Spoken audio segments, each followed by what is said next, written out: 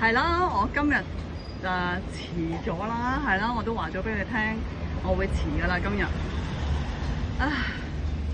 係啊，爸爸，今日咧好似琴日話有隻貓唔見咗啊，又係啲店長貓嚟噶。咁咧又係咯，出咗門口，跟住就唔見咗啦。而家揾緊佢，唔知揾唔揾到啦。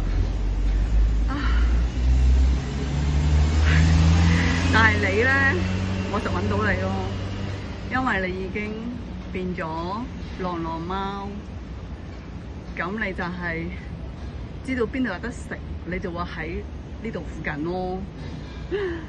唉，所以咧啲主人真係要綁實隻貓，唔好咁容易就咁擺喺門口，俾佢喺度，真係唉。俾佢好似好自由咁走嚟走去，係啊，佢哋都會好奇噶嘛，嗬。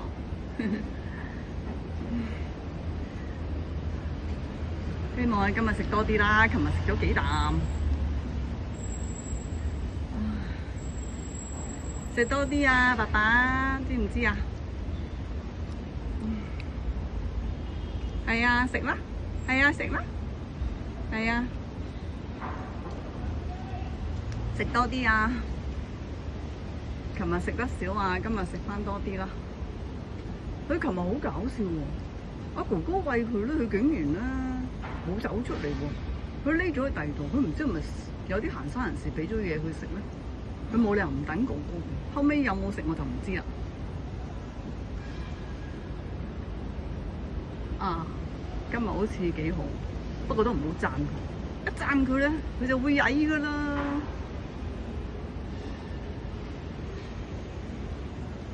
好啦，幫佢斟水。